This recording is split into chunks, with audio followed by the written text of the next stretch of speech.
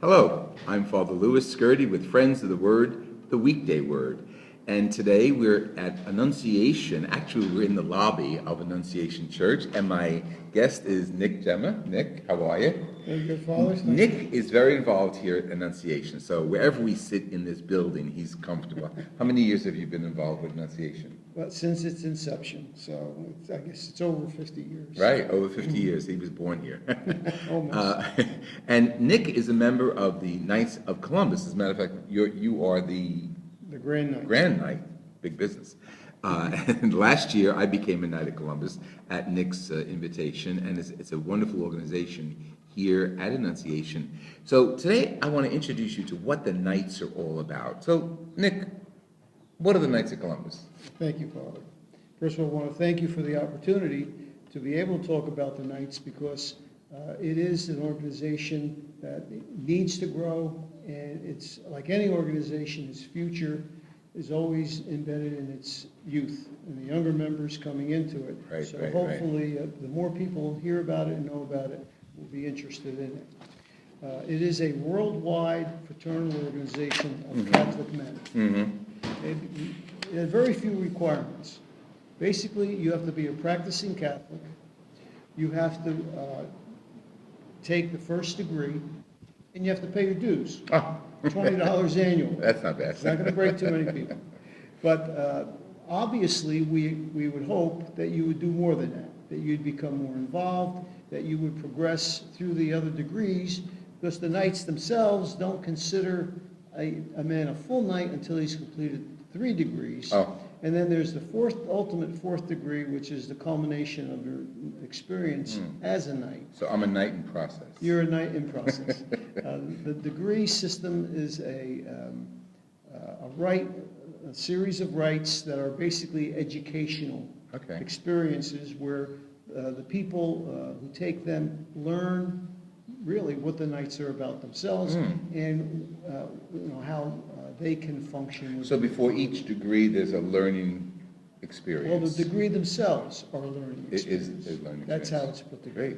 Okay. Worldwide. And I just want to show our audience, we had a picture of Father McGivney here. It fell down because of the wind, but we'll talk about him later on. He was the founder. He is the founder of the organization. Right, so we'll talk about him later on. Very interesting story. Worldwide, we have over almost 2 million families touched by the members of the Knights of Columbus. What does that mean, touched? Well, numbers, in other words, when we consider, I'm a Knight, right, but my family is part of the organization. Oh, okay. As a result. Right. So, and there's 1.8 million families. That's great. That are part of this system. In the year 2012, we donated and accrued over $167 million to charities worldwide and contributed over 70 million volunteer hours. What are some of the charities you have? I'm most familiar with working with the handicapped and developmentally disabled. What other charities do you Well, address? the charities, most of them are local charities where we help with Father English Center, for example. Which is a food pantry in Patterson. Right, Eva's Kitchen. Also in Patterson. And there are over 15,000 councils throughout the world. And they focus on the needs, hopefully, of their particular area, the charities in their area. So they're local and as well as global focus absolutely. on charity. Okay. Yeah. Great. And what do you do to raise funds for those charities? Okay. There's a number of fundraisers, and it is, like I say, a worldwide organization. So basically, there's a strata of a power structure. There's an international, there's a national, and then there's all the local councils, and every one of them have means of acquiring money through fundraisers, etc. And it's up to the councils themselves, the local councils, of just what they want to get involved with and who they want to contribute to, etc. But there are many opportunities to run fundraisers to do that. Now, in our particular case, We tend to do local stuff. We have pancake breakfasts. Great. We have- I've profited from them everybody many loves. times. We run a pasta dinner. We have an Easter flower sale.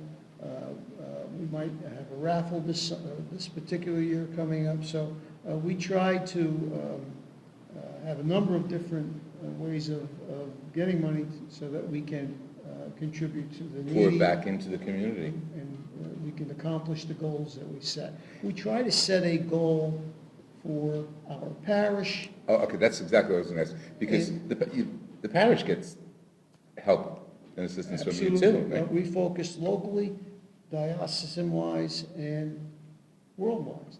As we talk here, you'll find that even our little council here, we have reached out to Thailand, Cambodia, with help. Excellent. With sponsoring foster children, helping to build churches, things of that nature.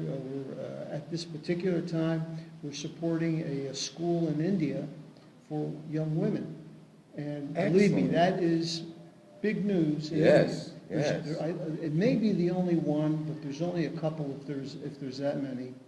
It's very difficult for a young woman to be educated and to make her way up. You remember what town it's in? Its name. Yeah, okay, yeah, I'm not sure That's exactly. leave it to me, there's a question. You can't answer. That's okay. But I think this is fascinating for our audience to know that the Knights are worldwide and yet local organization. It's limited to men? Yes. We can touch that one, okay. Well, there is a branch off called the Columbiettes, which are women I see. who support the Knights, but they're not Knights. I see, okay. My father was a Knight of Columbus too, so I'm keeping up the traditions for Great. family.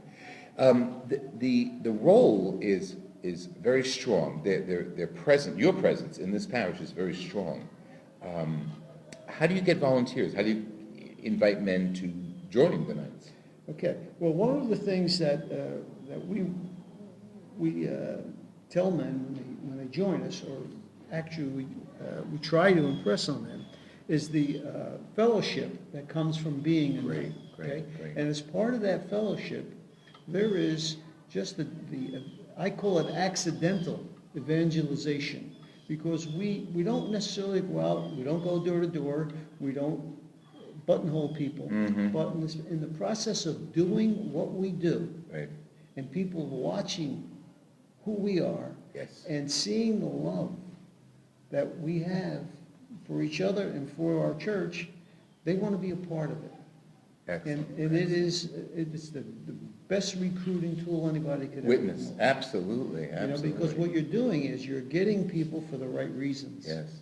You're not out there pulling them in. They're coming to you Right. because of what you're doing. And we've had, in the last few years, we've had tremendous success in recruiting. That's great. This has been Father Louis Scurti. I am interviewing Nick Gemma. I just want to close with one question, and then we'll pick up another show as to how you're going to answer that question. Why knight? Like knights in shining armor.